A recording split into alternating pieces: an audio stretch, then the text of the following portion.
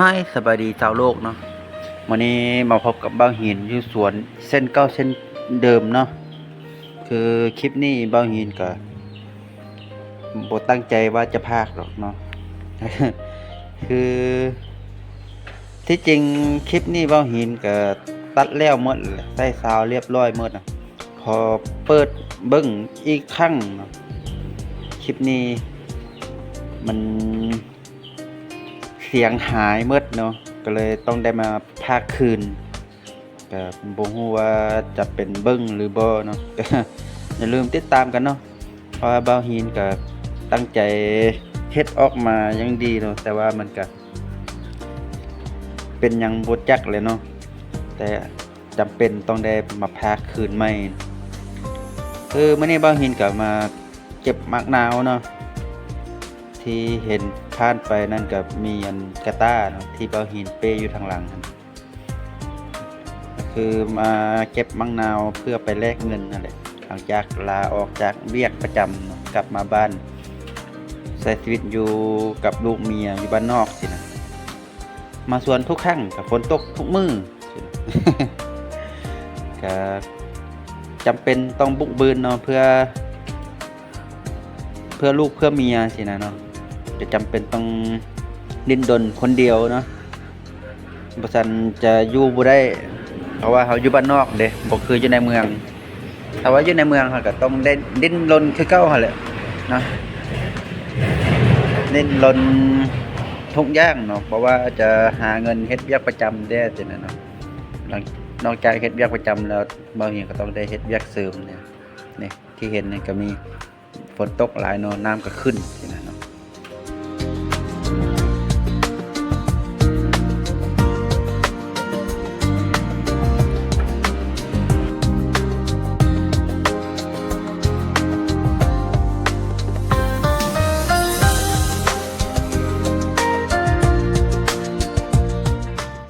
มาสังเกตเบิ่งเนาะ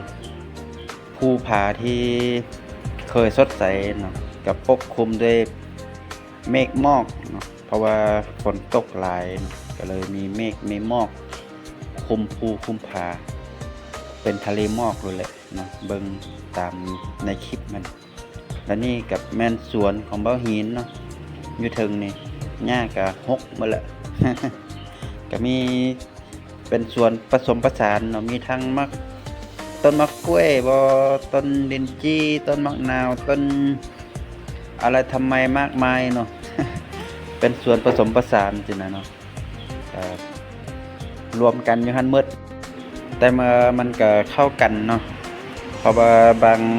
บางอย่างเนาะมันก็บ่ได้กินพื้นที่หลายคือต้นมะนาวสินะเนาะมันสูงอยู่แต่ว่ามันก็เป็นมากประจำสินะเฮ็ดให้มันอีหยัง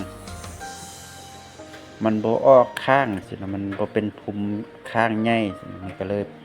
บ่เปลืองพื้นที่หลายคลิปนี้อาจจะพากบ่เข้าเนาะแต่ก็อดเบิ่งชมนำกันเนาะเพราะว่าบ่าวฮีนก็จำเป็นหลายเนาะที่ต้องได้พากคืนใหม่เพราะว่าไฟล์เก่าก็ลบทิ่มแล้วเนาะจำเป็นต้องได้พากเอาอันนี้ก็แม่นมะเงาะเนาะใกล้จะสุกแล้วมันมีบางหน่วยเนาะก็สุกเหลืองแล้วเนาะแต่ว่ากินก็ยังส้มอยู่เพราะว่ามันยังบ่ทันสุกดีใช่นะมันก็ยังมีรสชาติส้มอยู่เนื้อขาวๆเนี่ยกัดกินก็ยังส้มหั่นแหละเพราะมันยังเขียวมันสุกบ่ทันกันสินะเอิ้นสุกบ่ทันกันบ่นะแล้วก็เบิ่งบรรยากาศไปนำนะคนก็ยิบย่อยอยู่ก็ตามนั่นล่ะเนาะนี่เก็บไปบ่พอเท่าใดนาทีฝนก็ลงแฮงเนาะให้เปียกกล้องก็มัวหมดเลย บอกเลยว่าคลิปนี้สู้ซนแฮงเนาะโทรศัพท์คลิปนี้เนี่ยเอาโทรศัพท์ถ่ายเอาเนาะมันก็เลยมัวๆ แล้วก็โทรศัพท์กับเคเลยแหละ เพราะจอโทรศัพท์นี่มันบ่นั่นเนาะมันกาวมันออกเลยนะเนาะก็เลยเฮ็ดให้จอโทรศัพท์นี่มันมีน้ำเข้าลืมบ่ได้เอาโกโปรไปนำสินะเนาะก็เลยจำเป็นได้เอาโทรศัพท์ถ่ายเอาตอนแรกว่าจะบ่ถ่ายสินะเนาะบ่คิดว่าฝนจะตกสินะก็เลยเอาโทรศัพท์ไปอันนี้เนาะมันมักนาวเนาะมักนาวกับหน่วยใหญ่ๆนี่ก็เก็บแบบนี้แหละแต่ว่ามันอยู่ต่ำเราก็เอามือเด็ดเอาแนวนี้แต่ว่ามันอยู่สูงหลายบ่หินก็มีไม้เนาะไม้เอาไว้เกาะมากจังหน่อยบ่หินก็จะเอามาเกาะให้เบิ่งเนาะมันมีเล็กคอร์ดเอาไปเกาะมากลงมาเนาะ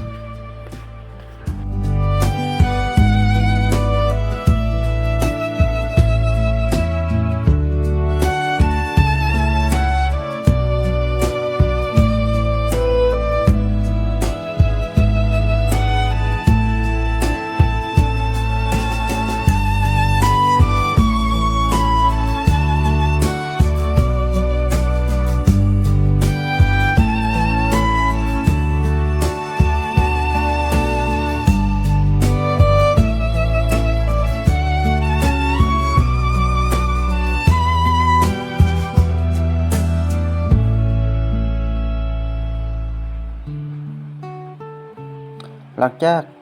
เก็บเต็มกระเป๋าแล้วเนาะเหลือธงพายเนาะเราก็เอามาทอกใส่หรือว่าเทใส่กระต้าเป้นี่เนาะเพราะว่ามันหนักเราพายหรือว่าเป้หลายมันหนักเนาะเราก็ต้องมาทอกมาเป้ใส่เป้นี่ก่อนหลังจากเก็บอยู่ส่วนบอนนึงแล้วเนาะมันหมดบ่พอสินะเราก็ไปอีกส่วนบอนนึงเพื่อไปเก็บใส่ให้มันเต็มกระสอบนึงหรือว่าเป่านึงเนาะในอันอยู่กระต้าทางหลังก็ได้แต่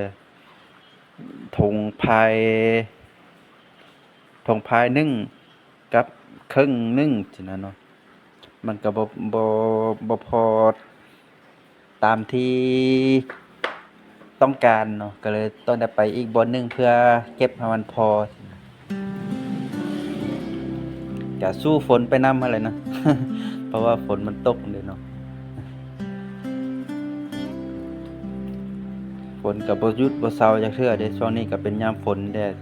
ก็เลยต้องได้ลุยฝนไปนำบางเส้นทางนี่ที่ว่าเห็นเคยล่มเคยเจื้อนหลายเทื่อเนาะ เบิ่งสังเกตเบิ่งอันนั้นดินนะเนาะมันเรียบแย้งนะเพราะว่าเคยพลาดหลายเทื่อแล้วเนาะเทื่อนี้บ่เห็นก็ใส่เกือบ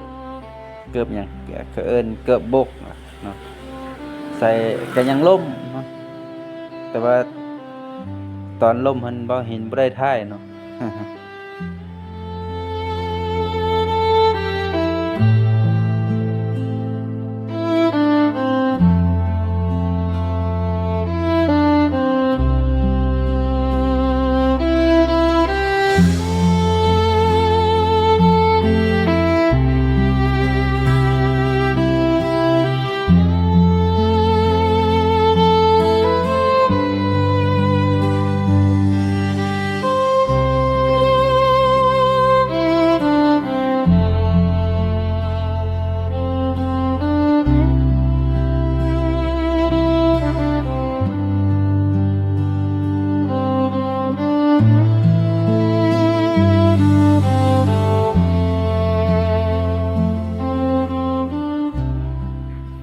หลังจากทอกมะนาวจากสวนบอนหนึ่งเนาะมาใส่กระตูบเนาะแล้วกระท่อมหั่นแล้วปะไว้หั่นก่อนเนาะแล้วบ่หินก็จะไปอีกบอนหนึ่งเนาะเพื่อไปเก็บมากให้มันได้กระสอบหนึ่งหรือว่าเปาหนึ่งเนาะก็ห่างจากนี้ก็บ่ไกลเนาะย่างไปประมาณ20-30 เมตรเนาะจะฮอดนี่อันนี้ก็เป็นบางหุ่งใกล้จะสุกแล้วบ่ได้มาสวนหลายมื้อเลยมาฮอดบางหุ่งก็จะสุกแล้วเนาะนี่ อันนี้ก็เป็นวังน้ำเนาะวังน้ำแล้วก็มีน้ำตกให้อันเป็นวังน้ำช่วงฤดูฝนซื่อๆเนาะจังน้อยถ้าว่าฝนเซาประมาณ 4-5 มื้อติดต่อกันจ้ะมันก็แห้งคือเก่านะวันนี้ก็จะเลาะเก็บมะนาวก่อนสิเนาะ เดี๋ยวจะบ่ทันเพราะว่าหิวข้าวเนาะช่วงตอนนี้ก็ประมาณ10 โมง10 โมงกว่านะก็ประมาณมึงเนาะก็จะตั้งใจไปเก็บมากแล้วก็จะไปขายเบิ่งเนาะว่ามันได้เท่าใดสิเนาะก็รอติดตามเบิ่งท้ายคลิปเนาะมีสรุปเนาะ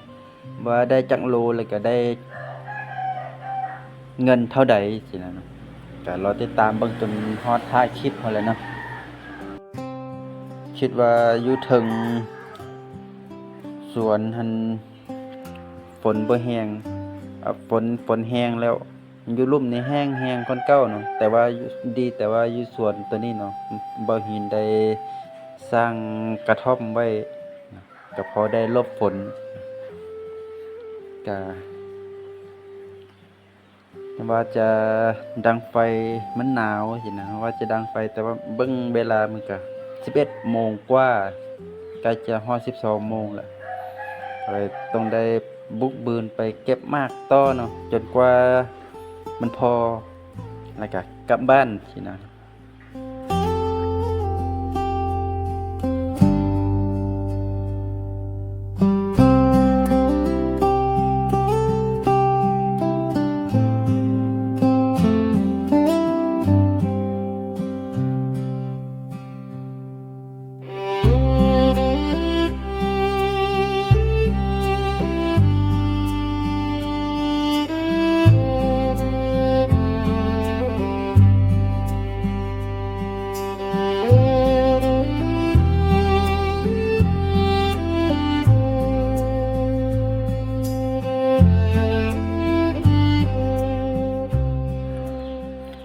ตอนนี้ฝนตกหลายเนาะบอกเลยฝนตกหลายนี่น้ำขึ้นเนาะเดี๋ยวจะพาให้เบิ่งเนาะในท้ายให้เบิ่งน้ำขึ้นน้ำขุ่นๆเนาะจากน้ำใสๆเมื่อกี้นี่น้ำขุ่นเหลืองปานน้ำกาแฟโอวัลตินเนาะก็ประมาณนั้นนะฝนตกหลายบางเห็นก็เกียมกลับเลยแหละแต่ว่าเห็นน้ำขึ้นบางเห็นก็ฮีบฟ้าวเลยแหละเพราะย่านแต่ว่าน้ำขึ้นหลายเนาะน้ำมันจะท่วมสินะบางเห็นก็ต้องได้เฝ้าฟังเตรียมเครื่องเมื่อก่อนน้ำจะท่วมเพราะว่าอยู่ไปบางเห็นก็บ่ฮู้ว่ามันจะท่วมตอนใดเนาะเพราะว่าฝนก็บ่หยุดบ่เซาจักเทื่อสินะมันตกบ่หยุดบ่เซาจักเทื่อฉะนั้นเราก็ต้องได้เซฟตัวเองเนาะเพื่อบ่ให้เกิดหยังขึ้นกับเฮาได้สินะเวลาเฮาขับขี่รถมันก็ทางมืดแดด